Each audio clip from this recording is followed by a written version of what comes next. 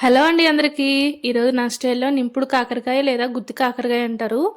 So, నేను చేసి చూపిస్తాను.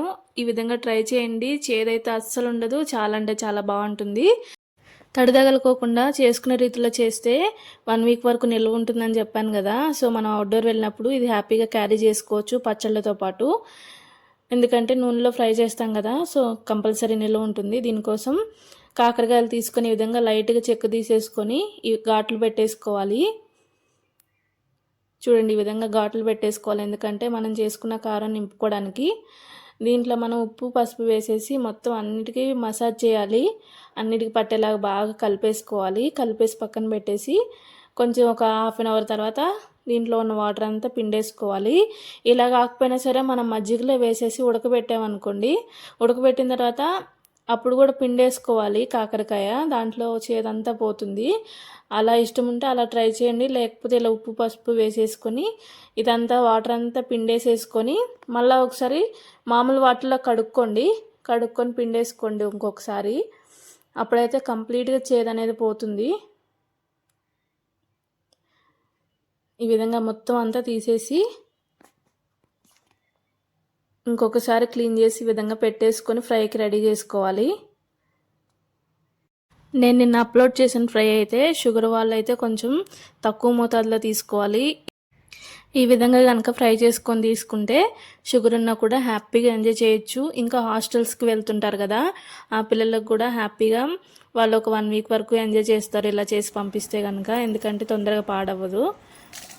ఇంకోవైపు కారం రెడీ చేసుకుంటున్నా. ఈ కారానికి కొన్ని ఎండుమిరపకాయలు, అంటే కారంకి తగ్గట్టు తీసుకోండి. నా దగ్గర మంట ఉన్నాయి కాబట్టి ఒక 10 తీసుకున్నాను సరిపోతుంది. ఎండుమిరపకాయలు, దాంట్లోకి కొబ్బరి, పుట్నాల పప్పు, జీలకర్ర, కొంచెం వెల్లుల్లిపాయలు, ఉప్పు వేసుకొని కొంచెం పలుగ్గా గ్రైండ్ చేసుకోవాలి. ఈ విధంగా మిక్సీ పట్టేసుకోవాలన్నమాట.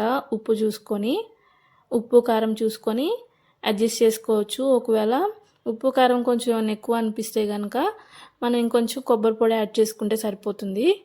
ఈ విధంగా మరీ మెత్తగా కాకుండా కొంచెం బరగ్గా పట్టుకోవాలి మిక్సీకి. ఈ పొడిని అయితే మనం గోరుచిక్కుడుకాయ ఫ్రైలో కూడా వాడుకోవచ్చు. చాలా బాగుంటుంది. సో, ఇంకొక వైపు కాకరకాయలు ఫ్రై చేసుకుందాము.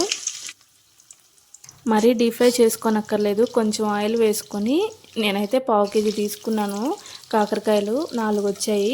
ఈ 4 కొంచెం అటు ఇటు తిప్పుకుంటూ కాల్చుకుంటే సరిపోతుంది.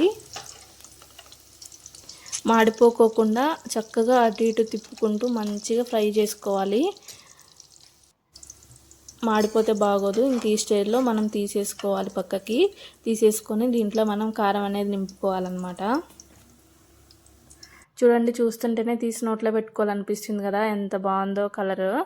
సో, దీంట్లో మంచిగా ఇప్పుడు ఈ పొడి అయితే నింపేసుకుందాము.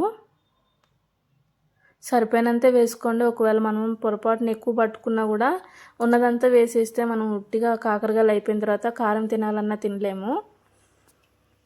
సో, అందుకని చెప్పేసి మనకు సరిపోయినంత వేసేసుకొని ఇప్పుడు తాలింపు పెట్టేసుకుందాం. ఇందాక మనం ఫ్రై చేసిన ఆయిల్ పడేయకోకుండా అదే ఆయిల్లో కొంచెం జీలకర్ర ఆవాలు వేసేసి కొంచెం చిటపటలాడిన తర్వాత శనగపప్పు వేసేసుకొని ఇప్పుడు దీంట్లో కరివేపాకు అట్లనే ఉల్లిపాయలు వేసేసి మంచిగా ఫ్రై చేసుకోవాలి. ఉల్లిపాయలు అనేది మరి ఎక్కువ ఫ్రై కాకోకుండా అలానే పచ్చి పచ్చిగా కాకోకుండా ఈ విధంగా ఫ్రై అయిన తర్వాత మనం నింపుకున్న కాకరకాయలన్నీ దీంట్లో వేసేసి చక్కగా ఒకసారి ఫ్రై చేసుకోవాలి. ఈ కారం వేసిన తర్వాత ఎక్కువసేపు ఉంచొద్దు. ఈ కారం వేసేటప్పుడు కూడా సిమ్లోనే ఉంచుకోవాలి. సో, ఈ కారం వేసి సిమ్లో ఉంచి ఒక 2 నిమిషాలు అలా కొంచెం తిప్పుకొని ఫ్రై అయిన తర్వాత ఆపేసుకోవడమే. ఎందుకంటే కారం అనేది నల్లగా అయిపోతుంది. సో, మనకు తినడానికి పనికిరాదు, చేదొచ్చేస్తుంది. నా వీడియో నచ్చితే కానీ లైక్ చేయండి, షేర్ చేయండి, సబ్స్క్రైబ్ చేసుకోండి ప్లీజ్ అండి. మీరు చేసే ఒక లైక్ తోటి ఇంకా 10 మందికి నా వీడియో అయితే షేర్ అవుతుంది. ఈ విధంగా నా ఆదరిస్తూ ఉండండి. థ్యాంక్ యూ ఫర్ వాచింగ్ అండి. Bye bye. Please subscribe.